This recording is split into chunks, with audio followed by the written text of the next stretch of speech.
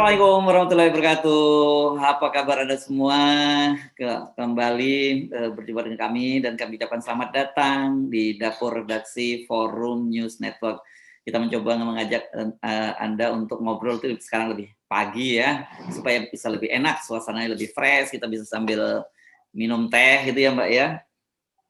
Iya, cangkirnya udah ganti nih Mas Hersu. Nah, cangkirnya udah ganti. Kemarin ada yang bilang bahwa cangkirnya kegedean gitu ya. Oke, saya Hersu Arif. Dan saya Agi Beta, senang sekali menjumpai Anda hari ini.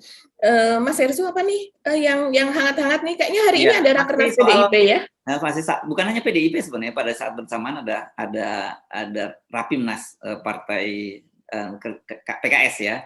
Jadi dan semuanya ini bagian ini semua bagian dari persiapan Pilpres 2014. Kelihatannya semua sudah ancang-ancang gitu ya.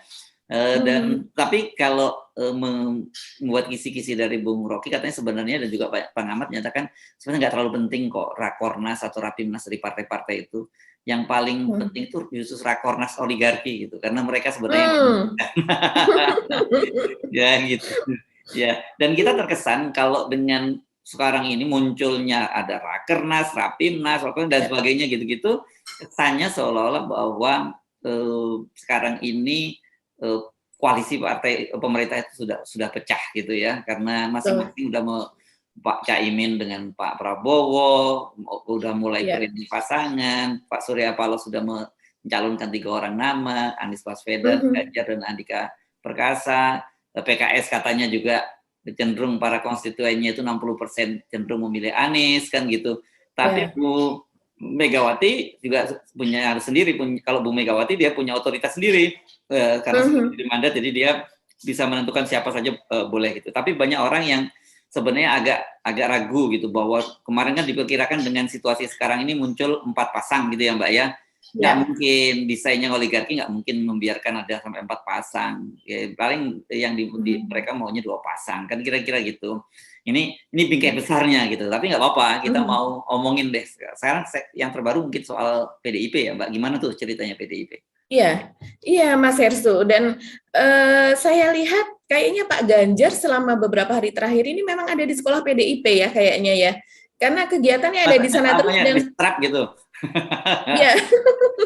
Ya kan memang sejak waktu kemarin waktu Rakernas Nasdem ya, ketika mulai namanya dimunculkan dari pengurus-pengurus wilayah, kan dia sudah menyatakan bahwa saya di PDIP, dan itu ketika ditemui di sekolah PDIP di mana di Lenteng Agung ya gitu. Dan pada terus hari Jumatnya ketika namanya juga mulai disebut secara definitif, dia tegas bahwa saya tegak lurus pada Ibu Ketua Umum kan gitu ya. Betul. Ini sudah mulai balik kandang ya.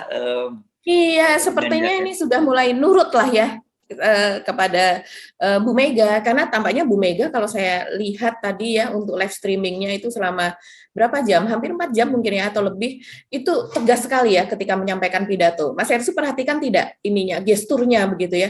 Gesturnya saya melihat itu seperti banteng betina gitu ya, sama dengan lambang dari PDIP kan, tapi juga kadang-kadang dengan cara Bu Mega yang marah itu seperti kayak banteng ketaton gitu ya, sangat tegas, kuat, dan kemudian menghadapi gitu. Nih, ada apapun saya bisa menghadapi itu gitu. Apalagi ketika dia mengatakan adalah soal apabila ada yang koalisi, rupanya dia tidak senang Bu Mega ini membicarakan soal koalisi. Dia mengingatkan kembali di hadapan Pak Jokowi yang tepat ada di hadapannya bahwa kita menganut sistem presidensial gitu, bukan parlementer begitu, sehingga tidak ada itu yang namanya koalisi, bahwa yang ada itu adalah kerjasama begitu. Dan dia meminta agar semua kadernya itu kembali kepada hal itu. Dan dalam hal ini ketika membuka Rakernas itu, Bu Mega ketika menyampaikan pidatonya, Bu Mega juga mengatakan bahwa menyebut Pak Jokowi itu sebagai Bapak Insinyur Joko Widodo, kader PDIP Perjuangan. Jadi ketika dia mengingatkan bahwa agar kadernya ingat kembali bahwa ini adalah sistem presidensial gitu ya, jadi tidak ada koalisi, dan kemudian Pak Jokowi sebagai kader itu ada di hadapannya begitu. Dan satu lagi Mas Hersu, itu yang saya agak-agak geli ya di situ, karena Pak Jokowi sempat hampir saja menyebutkan nama koalisi. itu saya kutip ya, ketika dia membuka Rakernas gitu, menyampaikan pidatonya, dia mengatakan, yang saya hormati para menteri kabinet Indonesia Bersat, gitu kan. Jadi terus kemudian dia berhenti dan dia mengatakan Kabinet Indonesia Maju, begitu. Terus kemudian Kabin beserta seluruh gubernur, bupati, wali kota dan pimpinan daerah dan bla bla dan semuanya, begitu kan. Nah, ini kan kita tahu KIB itu adalah singkatan dari Koalisi Indonesia Bersatu, yaitu dari 3 partai itu yang mendukung Pak Jokowi, yang sebelumnya mendukung Pak Jokowi 3 periode itu kan. Dan itu rupanya Pak Jokowi, mungkin kalau saya sih menduga apakah Pak Jokowi sering membicarakan soal itu ya, sehingga menyebut Kabinet Indonesia Maju saja hampir saja menyebut sebagai Kabinet Indonesia Bersatu, gitu kan, hampir saja bersatu begitu. Iya, saya sih memang mengamati Bu Mega, tapi kelihatan sekali bahwa Bu Mega itu sangat rileks, sangat nyaman gitu ya. Ketika itu kan banyak bercanda-bercandanya Bu Mega menyinggung soal gelar yang beliau miliki dibandingkan dengan bapaknya, kan jadi suasananya sebenarnya nyaman sekali, tapi kemudian ketika bicara soal itu jadi sangat keras. Betul. Gitu ya. Betul Mas Hersu. Jadi Bu Mega ketika membicarakan soal gelar yang dia dapatkan, yaitu gelar honoris causa, Bu Mega mengatakan bahwa jadi otak saya itu hampir sama dengan beliau. Beliau itu maksudnya adalah ayahnya, yaitu Bung Karno. Ya kurangan sedikit saya, katanya, nggak berani saya samakan begitu. Dan dia menjelaskan bahwa tapi kan dokter honoris causa saya, beliau kalau enggak itu 26 ya, dan saya sudah 9 katanya. Dan karena pandemi ini maka masih ada lainnya begitu yang menunggu, ada 5 gelar doktor honoris causa lainnya. Dan kemudian dia menyambung juga, jadi ya udah 13 ditambah profesor saya 2. Saya sampai mikir bisa 3 apa enggak ya begitu. Jadi itu ada nuansanya bercanda juga di situ rupanya begitu ya. Tapi setelah itu dia wajar kalau Bu Megawati ini bangga ya dengan gelar-gelarnya ini, karena seingat saya, tapi mungkin nanti Anda bisa bantu kalau saya salah dikoreksi, beliau nggak pernah menamatkan ya sekolahnya itu ya. Di Unpad ya, kalau Universitas Pajajaran ya. Ya, dan itu mungkin katanya waktu itu persoalan politik gitu. Betul. Ya, kenapa beliau sampai nggak tamat, tapi itu nggak tamat dari Unpad, tapi kemudian gelar doktor honoris causa berjajar tadi berapa? 9 yang sudah dikoleksi oleh beliau? Iya, sudah 9 dan masih ada yang menanti. Profesor kehormatan itu sudah 2 gitu sudah ya. Sudah 2. Iya.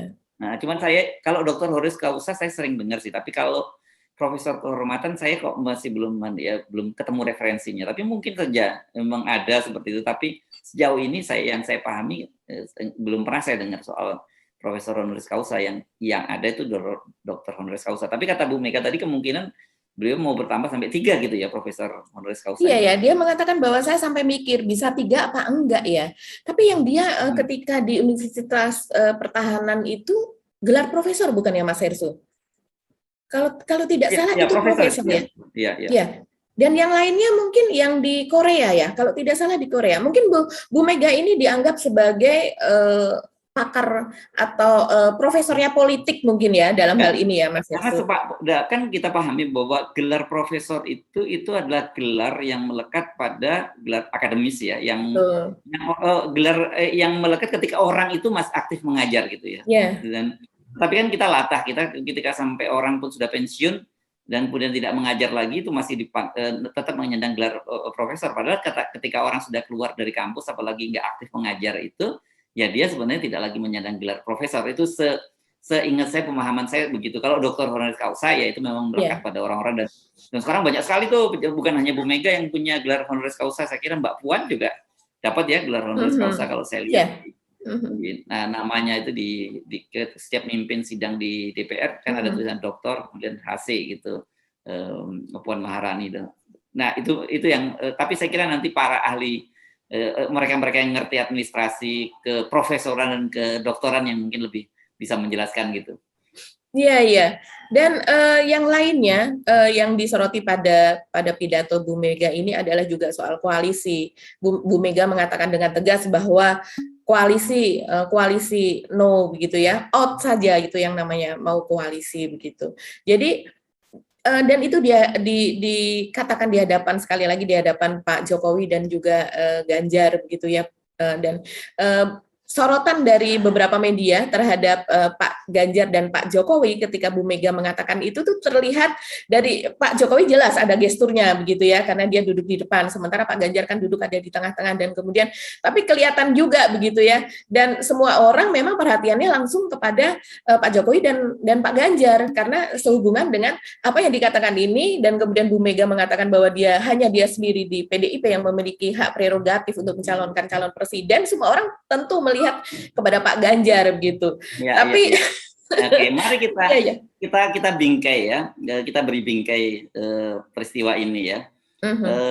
Kan memang sejak pelantikan Bu Megawati sebagai Ketua Dewan Pengarah BPIP itu kelihatannya hubungan antara Pak Jokowi dengan Ibu Megawati mulai mencair ya, karena kita ingat Pak Jokowi kemudian juga hadir dalam peresmian Masjid At-Taufik juga di sekolah PDI di Lenteng Agung itu, dan kemudian sekarang Pak Jokowi juga hadir di situ sebagai kader partai dalam Rakernas ini yang benar sih Rakernas kayaknya.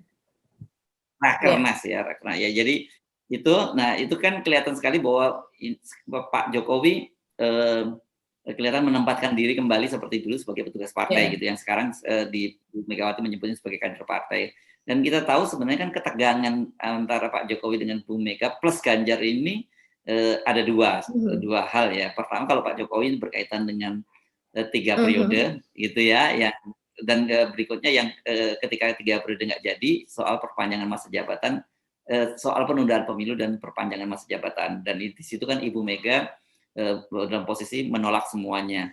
Sementara Ganjar ini kan berkaitan dengan pencapresan, dan kelihatan sekali memang Ganjar punya eager untuk itu ya. Dia bekerja lah, memang menyiapkan diri, dan belakangan orang menjadi tahu bahwa ini Ganjar ini dapat dukungan dari Pak Jokowi kan gitu. Kenapa dia diperkirakan, saya selalu menyebutnya sebagai sekoci untuk penyelamat Pak Jokowi gitu, manakala perpanjangan 3 periode gagal, dan kemudian juga penundaan pemilu juga nggak bisa dilaksanakan kan gitu. Nah, ini yang kita lihat dari situ. Dan juga saya kira kan kita ingat pada tanggal 21 Mei yang lalu ketika di dalam Rakernas dari Projo yang di Borobudur itu, kan ingat sekali ya Pak Jokowi menyatakan ojo ke susu gitu. Di tanggal 21 Mei, dan orang kemudian menafsirkan ini ada dua sebenarnya. Dari sisi Ganjar pada waktu itu kecewa juga, karena sebenarnya pada saat itu Ganjar itu dan Projo itu bahkan Joman malahan ya seperti diakui Nur itu menyatakan bahwa mereka memang rencananya deklarasi Ganjar di situ. Tapi kan Pak Jokowi kemudian bilang ojo ke susu. Nah, dari sisi Bu Megawati ini bisa ditafsirkan, loh kok Jokowi yang menentukan, kok dia tidak sebagai kader partai, dia menyatakan ini keputusan untuk pencapresan ini Bu Megawati, kan harusnya begitu kan. Semua kader PDIP itu kan ketika diminta soal pencapresan dia harus ngomong bahwa ini adalah domain dari Ketua Umum Ibu Megawati kan gitu. Dan kita tahu tanggal 26-nya atau 5 hari kemudian Ibu Mega tidak hadir pada pernikahan adiknya Pak Jokowi dengan Ketua MK Anwar Usman. Tanggal 30-nya gantian Pak Jokowi nggak hadir pada peresmian Smart Campus STIN ya, Sekolah Tinggi Ilmu Intelijen Negara itu, Sekolah Tinggi Intelijen Negara di Sentul, padahal itu diberi nama Smart Campus Dr. Honoris Causa, Dr. Honoris Causa Insinyur Soekarno kan diberi nama begitu juga ya. Tanggal 1-nya giliran lagi Bu Megawati tidak hadir pada peringatan hari lahir Pancasila di ND. Itu padahal kan kalau tanggal 1 Juni itu sendiri itu saja sudah jadi kontroversi, tapi Pak Jokowi mengambil keputusan untuk menjadikan itu hari lahir Pancasila, dan kemudian melakukannya itu di ND, itu kan ND itu kan tempat dibuangnya Bung Karno sama Ibu Inggit, dan di situ katanya merumuskan Pancasila. Sebenarnya kan Pak Jokowi ini sebenarnya sudah memberikan sinyal yang baik, tapi Bu Megawati tetap keras. Nah, jadi sekarang ini menurut saya jadi ini menarik ketika kemudian kita lihat tadi Pak Jokowi lebih duluan bertemu dengan Ibu Mega, dan Ganjar kemudian belakangan ikut gitu. Nah, ya kan, padahal kan kita tahu itu sampai ribut ada celeng banteng pasukan celeng dan pasukan barisan celeng dan barisan banteng segala macam muncul istilah itu kan karena itu ditujukan pada Ganjar Pranowo kan. Dan kita tahu semua relawan dari Ganjar Pranowo ini ya relawannya Pak Jokowi kan gitu. Jadi satu paket. Makanya ini menurut saya pertemuan ini menarik. Apakah ini kemudian terjadi rekonsiliasi gitu ya realignment gitu, banteng balik kandang fenomena itu, atau apa ini yang saya kira menarik untuk kita cermati, Mbak? Iya, ya, sepertinya Pak Jokowi dan Pak Ganjar itu sekarang mainnya lebih halus lah ya. Kalau kita lihat begitu bisa dikatakan demikian, dan juga ini adalah seperti PDIP itu dan hari ini ya, dari video yang beredar Mas Hersu yang direkam oleh Mbak Puan secara selfie ketika Pak Jokowi berada di hadapan Bu Mega, yaitu sebelum acara itu berlangsung begitu, dan itu kan memperlihatkan bahwa dari gestur Bu Mega, gestur Pak Jokowi, kemudian ada beberapa orang petinggi PDIP juga yang duduk di situ gitu ya, yang ikut menyaksikan itu. Ya, memang netizen kemudian iseng ya, ada yang mengatakan wah kayak orang lagi sedang diceramahin begitu, atau orang yang sedang diberitahu begitu kan. Jadi posisi di situ memperlihatkan betul bahwa Pak Jokowi adalah kader dari PDIP begitu. Jadi bukan posisinya sebagai presiden. Jadi terlihat di dalam ruangan itu Pak Jokowi seperti menanggalkan jabatannya sebagai presiden dan kemudian tunduk atau mengikuti arahan dari Bu Mega sebagai ketua partai. Nah, dari dan situ itu kan berlanjut juga, Mbak, sebenarnya kan berlanjut ketika Bu Megawati memberikan sambutan pada rakernas, itu kan kelihatan sekali posisinya. Betul. Iya. Dan kemudian di meja di depan, kemudian Pak Jokowi duduk bersama dengan para kader-kader sendiri. Sebenarnya dari situ kita sudah bisa menyimpulkan sebenarnya ya. Iya betul. Kita melihat gestur yang berurutan gitu ya, dari sejak di ruangan dan kemudian di ruangan yang hanya berada orang-orang tertentu atau pimpinan-pimpinan dari PDIP, dan kemudian masuk ke dalam ruang besar bersama para kader dari seluruh Indonesia, dari DPD PDIP itu, kita bisa melihat bagaimana Pak Jokowi itu mengikuti kemauan dari Ketua Umum Ibu Mega. Kalau saya sih melihatnya begitu. Begitu juga dengan Pak Ganjar yang tidak terlihat istimewa begitu ya, tapi dia berada di tengah-tengah semua, duduknya pun juga di tengah begitu, dan kemudian mendengarkan dengan hikmat semuanya dari apa yang dikatakan oleh Bu Mega. Apalagi ketika Bu Mega itu terlihat tegas, kuat gitu, ada aura ketegangan di dalam ruangan itu. Tapi ketika terus kemudian Bu Mega mencair, juga semuanya tepuk tangan seperti itu kan. Kalau saya dalam keputusan kongres partai, makanya banyak yang selalu mau memutarbalikkan, mau menggoreng-goreng. Mengapa PDI diam saja, tidak pernah mau mencalonkan seseorang, bla bla bla bla bla bla. Kalian siapa yang membuat manuver keluar? Karena apa? Tidak ada di dalam PDI Perjuangan itu yang namanya main 2 kaki, main 3 kaki, melakukan manuver. Kenapa? Karena saya diberi oleh kalian sebuah hak yang namanya hak prerogatif. Hanya ketua umum yang menentukan siapa yang akan menjadi calon presiden dari PDI Perjuangan.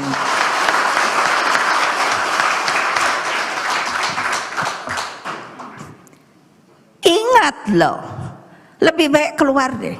Lebih baik keluar deh daripada saya pecati loh kamu. Saya pecati loh.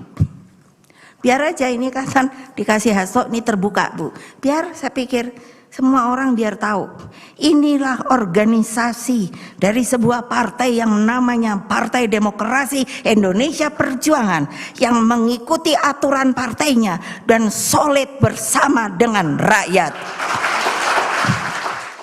Nah, di situ saya rasa sangat jelas sih pesannya Bu Mega ya, Mas Hersu, bahwa dan itu dikatakan tidak hanya sekali. Kalau seandainya ini masih main 2 kaki, terus kemudian melakukan hal-hal yang tidak diinginkan, yang digariskan oleh PDIP, maka silakan out, keluar.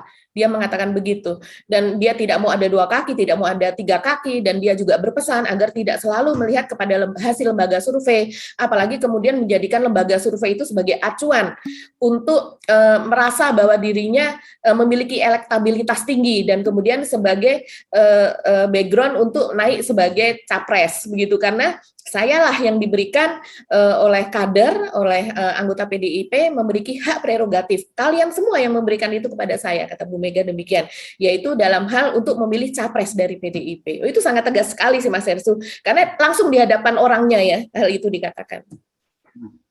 Ya. Nah, oke, jadi setidaknya ada dua yang kita bisa simpulkan dari pernyataan Ibu Megawati dan kemudian tambah tafsirnya ya.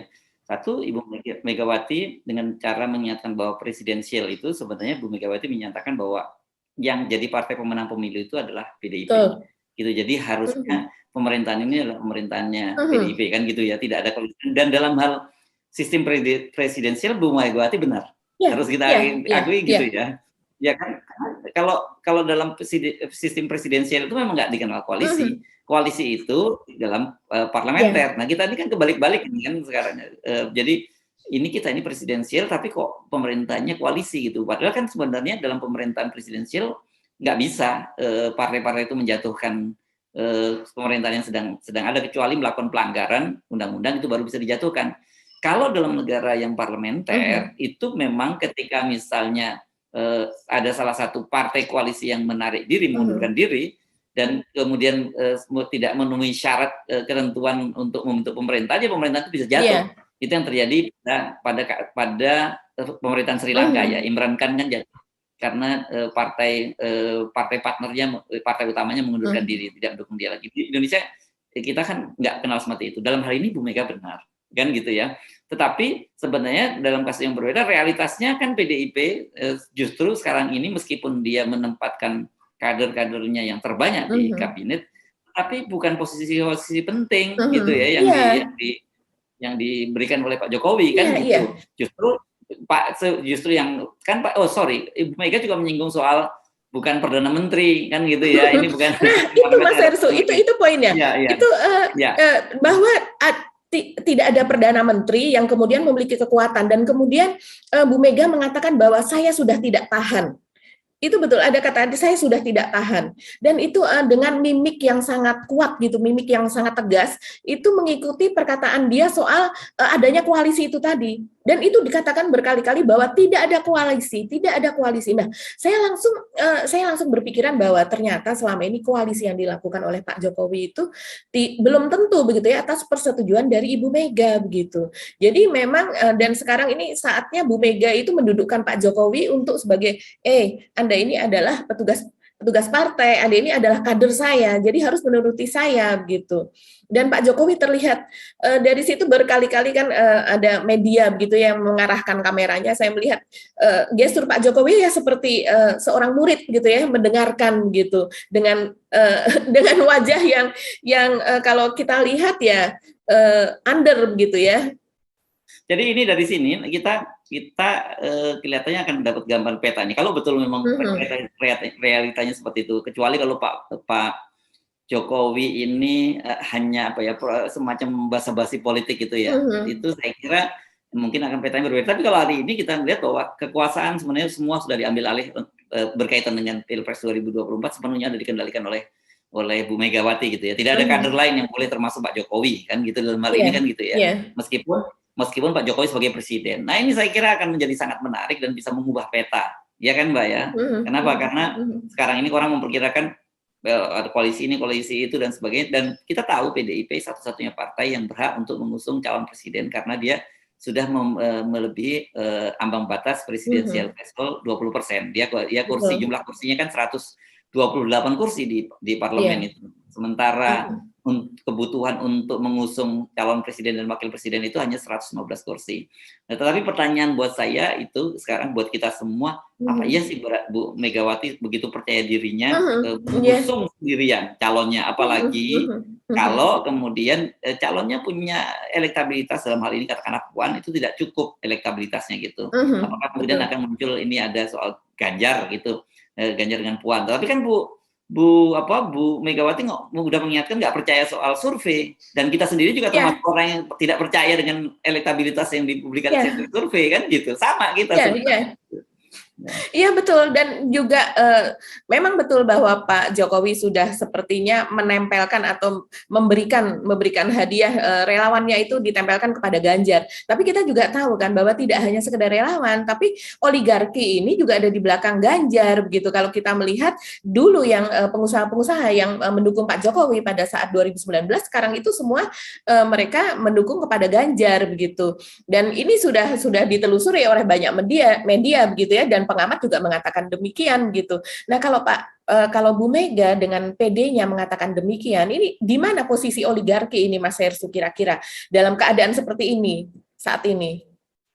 Gini ya, nah ini menarik ya, karena bagaimanapun juga fenomena percukongan itu di Indonesia itu sekarang ini sudah, ya kita sudah sama-sama tahu ya bahwa mereka itu bisa mendiktekan kepentingan itu. Yeah.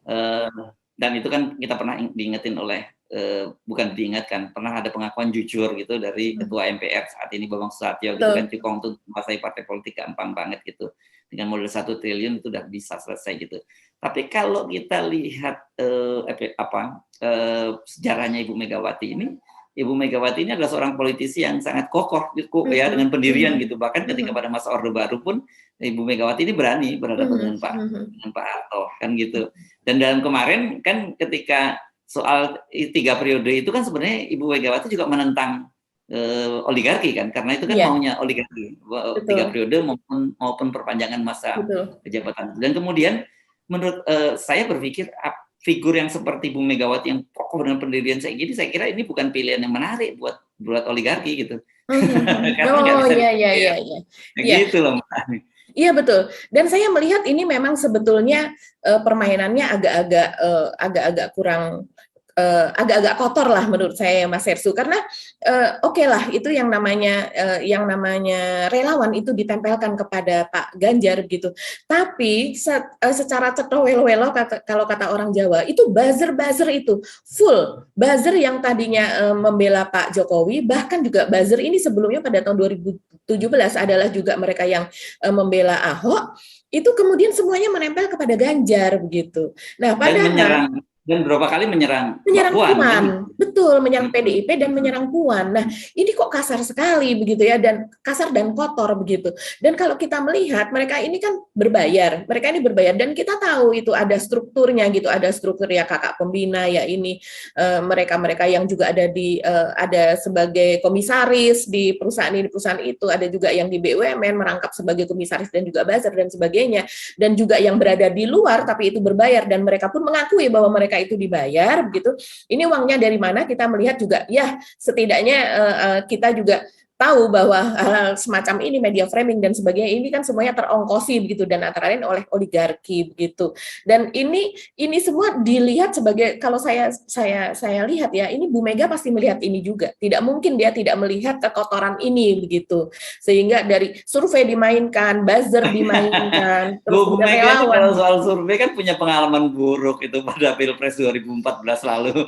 Kalau dulu itu clear kan Bu Mega betul-betul dikerjain habis kan, sehingga menyerahkan tiketnya pada Pak Jokowi, karena waktu itu kan diiming-imingi bahwa kalau mau PDIP menang dan juga presidennya menang itu yang harus didukung oleh Pak Jokowi. Padahal kan kita tahu pada waktu itu sebenarnya Bu Megawati sendiri mau maju pada Pilpres. Bukan hanya lembaga survei, banyak sekali saya tahu banyak pengamat-pengamat yang dikerahkan juga untuk menggerpol Ibu Megawati, sehingga akhirnya Ibu Megawati menyerahkan tiketnya itu kepada Pak Jokowi. Nah, sekarang ini berulang lagi. Cuman bedanya memang harus diakui Mbak Puan ini beda dengan Ibu Megawati pada 2014. Posisi Ibu Megawati waktu itu cukup ya memang sebagai leader mimpin Mbak Puan kan beda sekali. Ini yang saya kira menjadi dilema buat Ibu Megawati, dan mungkin saja Ibu Megawati nanti akan ada titik-titik kompromi dalam hal ini. Ini analisis saja ya berdasarkan basis basis data yang muncul pada kita. Ya, jadi walaupun saya melihat ini rasanya sih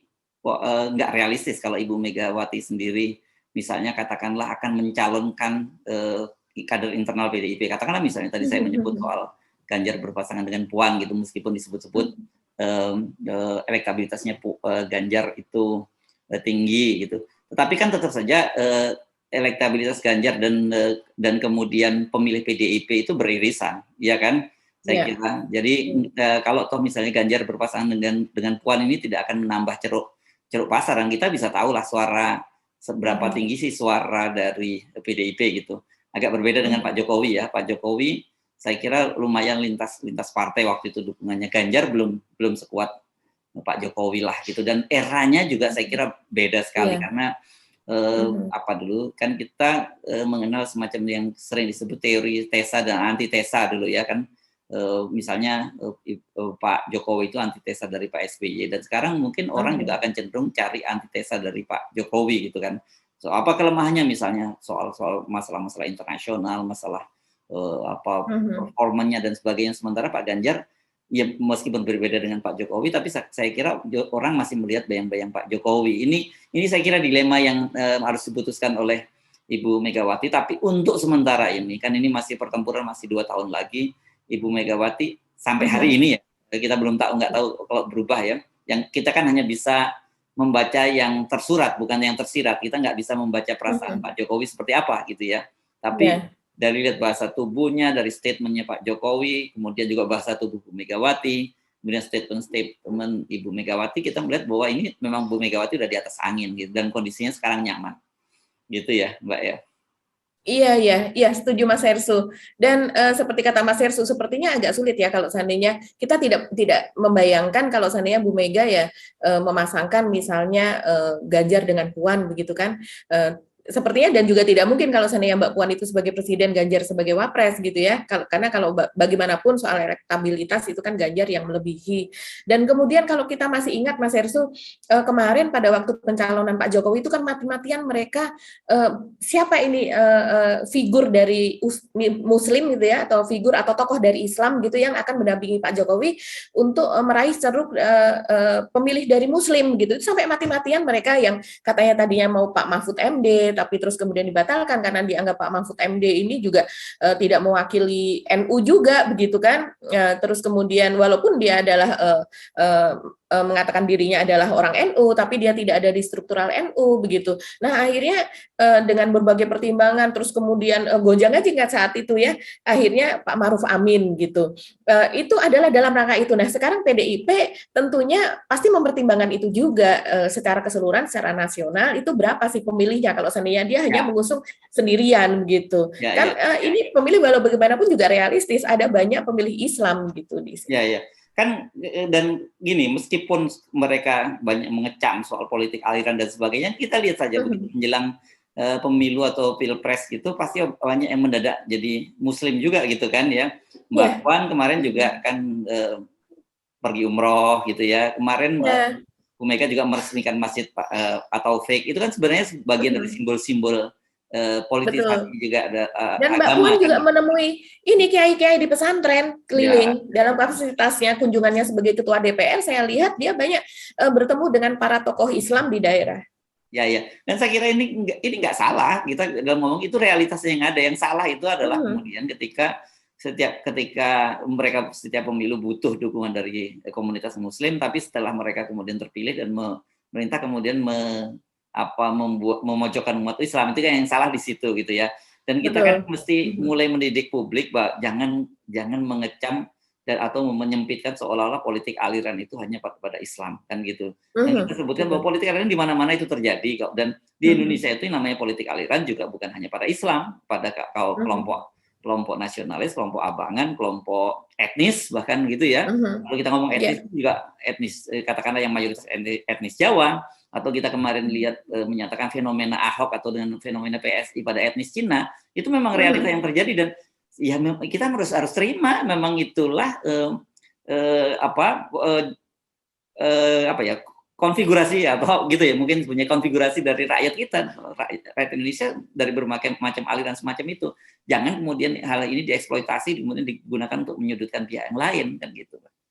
Iya betul Mas Hersu. Saya jadi ingat nih Mas Hersu mengatakan demikian, saya ingat perkataan dari Pak Surya Paloh, yaitu dia mengatakan beberapa hari sebelum adanya Rakernas itu dia diwawancarai oleh media, dan dia mengatakan bahwa Nasdem tidak tadi Mas Hersu mengatakan antitesa begitu ya. Pak Surya Paloh juga mengatakan demikian gitu, bahwa dia sudah merasakan akibatnya hasil dari dukungan Ahok di tahun 2017 itu, yang Nasdem betul-betul dijudge gitu ya sebagai sebagai partai yang anti-Islam, sebagai pengusung Islamofobia. Terus kemudian dia juga partai yang seharusnya kan Nasdem ini di framing sebagai partai nasionalis gitu. Tapi itu dirasakan oleh menurut Pak Surya Paloh, dia merasakan bahwa bukan itu begitu yang kemudian gara-gara mengusung Ahok itu akhirnya bukan itu yang terframing kepada Nasdem, dan dia ingin memperbaiki itu. Makanya dia mengatakan bahwa dia memilih Anies, pada waktu itu belum disebutkan bahwa namanya adalah Anies gitu, tapi dia mengatakan saya akan berusaha menampilkan figur yang mempersatukan, figur yang rendah hati begitu, kemudian figur yang pandai dan figur yang juga mengerti situasi internasional, tidak hanya di dalam negeri begitu. Jadi figur yang pandai, yang bisa merangkul. Nah, dia istilahnya adalah yang bisa merangkul semua pihak begitu. Dan dia juga menyadari bahwa karakter Ahok yang keras itu tadi, yang sebelumnya itu berimbas kepada Nasdem, sehingga dia katakan bahwa sama sekali dengan memilih Ahok dulu tidak memiliki elektoral yang berimbas kepada elektoral dari Nasdem. Jadi tidak ada ekor jas itu yang berimbas kepada Nasdem sama sekali. Kata Pak Surya bahwa semua yang didapatkan dari kader Nasdem yang terpilih di lapangan, di daerah dan sebagainya itu adalah berkat dari kerja keras. Tidak ada dari karena mereka mendukung dari Ahok begitu. Dan kemudian beberapa hari kemudian saya baca Prananda dari Pak Ahok yang menjadi OC pada Rakernas juga mengatakan bahwa kami siap untuk bekerja sama dengan partai agama. Dia mengatakan demikian. Nah, ini kan memang makanya hari Rabu ini kan katanya mau ketemu dengan PKS ya Mas Hersu ya, dari Nasdem ini begitu. Nah, ini memang antitesa seperti itu yang sekarang disadari oleh seperti Nasdem dan partai nasionalis lainnya begitu. Tidak hanya menjelang Pilpres begitu, tapi kalau saya lihat memang Nasdem ini mulai merangkul dengan, kita tahu ya, Nasdem juga memiliki TV gitu yang siarannya juga secara nasional, dan ustadz-ustadz yang diundang ke situ juga walaupun sudah dijudge oleh para buzzer itu sebagai ustadz radikal, terus ustadz yang tidak terdaftar di Kementerian Agama katanya, seperti Ustadz Dasat Latif misalnya, ternyata malah dibikinkan acara di Nasdem, acara di TV-nya Pak Surya Paloh ini begitu. Bahkan acara Ramadan pun setiap hari, artinya streaming. Yang lainnya adalah acara mingguan begitu. Dan mereka tidak mendengarkan judgement dari orang-orang itu begitu. Ya, ke depan memang kita mestinya rileks ya, karena memang sejak awal kan kita sudah ingatkan bangsa ini adalah bangsa yang majemuk gitu, baik suku, agama, ras maupun golongannya. Dan kemudian memang Islam itu menjadi agama mayoritas. Jadi menurut saya ahistoris juga kalau teman-teman ini kemudian mencoba mengekskluded dan selalu membuat narasi-narasi Islam radikal dan sebagainya. Itu mengakui iya pasti ada kelompok-kelompok semacam itu. Karena kebetulan Islam ini terbanyak, ya tentu saja variannya juga lebih banyak gitu. Tapi bukan berarti kemudian umat Islam di Indonesia itu yang mainstream itu adalah kelompok radikal, enggak gitu kan ya. Secara umum masyarakat Indonesia ya muslimnya muslim moderat. Nah, menurut saya yang begini-begini yang mesti kita diakhiri, mesti lebih bertarung dengan fair, dengan lebih rileks, jangan membuat stigma-stigma yang buruk terhadap yang lain, karena ketika Anda memberikan stigma pada kelompok lain akan pasti akan berusaha melakukan pembalasan dengan memberi stigma yang sama juga gitu ya, Mbak. Wah, kita panjang banget nih kita ngobrolin soal Pilpres, padahal banyak sekali topik lain ya, misalnya soal bendahara PBNU yang juga kader PDIP yang katanya sudah dijadikan tersangka, tapi masih sampai sekarang belum ada kabar beritanya. Tapi saya kira mungkin nanti terlalu panjang kalau kita ngomong ini ya. Tapi kita beri saja highlight-nya berkaitan dengan kasus ini. Kemarin kita kan ngobrolin soal ini juga ya Mbak ya, bahwa sampai sekarang ini tolong dikoreksi kalau saya salah, KPK itu memang sama sekali belum terbuka memberikan apakah betul bahwa bendahara PBNU itu Mardhani Maming yang juga ketua HIPMI, Himpunan Pengusaha Muda Indonesia, dan dia kader PDIP itu menjadi tersangka. Tetapi dari pernyataan Mardhani Maming sendiri dia menyatakan bahwa dia seolah-olah dikriminalisasi gitu ya oleh KPK. Jadi ini ada apa juga ini kok KPK dalam kasus ini seperti ragu-ragu, nggak cepat berani mengumumkan tersangka iya atau tidak, walaupun sebenarnya sudah minta dicekal kan gitu. Iya, memang Mas Hersu, kita melihatnya ini kok lama sekali ya dinyatakan sebagai tersangkanya begitu ya. Dan kemudian KPK hari ini juga melalui jubir, PLT jubir yaitu Pak Ali Fikri mengatakan bahwa meminta kepada Maming supaya tidak memframing seperti itu kepada KPK begitu, dikatakan bahwa ada mafia hukum begitu ya. Karena nah sementara di NU udah muncul desakan juga dari Gus gitu yang minta dia agar segera mundur. Jadi memang profilnya dari Maming ini high profile lah ya, karena bagaimana kalau dia pengurus bendahara PBNU kan itu dia pengurus harian ya, penting itu kader PDIP, ketua umum HIPMI. Jadi ya kita tahu itu akses-aksesnya pasti sangat tinggi, dan ini membuat kelihatannya KPK rada sebelumnya dari kalangan dari kalangan NU sendiri ya Mas Herzl, itu udah ada ormas-ormas begitu yang melakukan dukungan, memberikan pernyataan dukungan semacam deklarasi kepada Mardhani Maming ini. Tapi setelah saya telusuri, ternyata Mardhani Maming ini bertindak ada yang antara lain sebagai dewan pembina di ormas tersebut, bertindak sebagai dewan penasehat. Jadi memang mungkin bisa dikatakan tidak murni begitu ya. Nah, tapi yang terakhir ini kan desakan dari misalnya dari pengurus wilayah PBNU di Jawa Timur, terus sudah mulai gerah ya dengan berita ini, karena kita tahu bahwa secara intensif pada mulai April, Mei sampai sekarang ini berita mengenai Mardhani Maming ini memang setiap berapa hari sekali ini keluar, karena dia mangkir terus kan, dia mangkir terus pada persidangan di Tipikor di Banjarmasin, dan kemudian kita tahu misalnya saya mencatat ya tanggal 29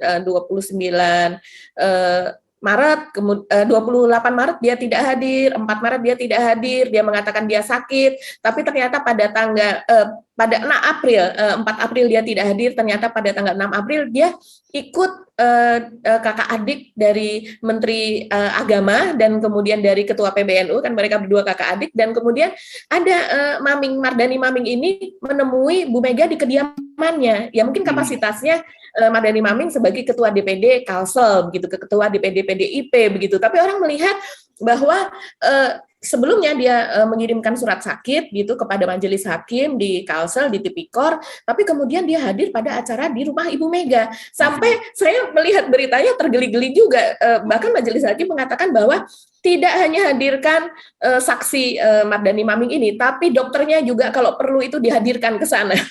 Jadi dokter yang memberikan surat sakit pun kalau perlu itu dihadirkan ke Tipikor di sana begitu. Dan kemudian masih ada lagi. Tanggal 12 Mas Herzl, Jaksa Agung Burhanuddin itu juga istilahnya datanglah ke PBNU begitu. Padahal ini kan dan di sana juga disambut oleh Ketua Umum PBNU dan juga oleh bendaharanya. Padahal bendahara ini sedang berkasus. Nah, itulah yang membuat beberapa organisasi LSM hukum itu berteriak keras. Ya, oke, kita ikuti saja bagaimana perkembangan berikutnya. Ini drama yang menarik. Nikmati saja, enjoy this game. kita mesti akhiri perbincangan kita ya, Mbak Agi ya. Saya Herzl Arif. Dan saya Agi Beta, terima kasih atas perhatian Anda. Sampai jumpa lagi, tetap salam 0%. Wassalamualaikum warahmatullahi wabarakatuh. Waalaikumsalam warahmatullahi wabarakatuh.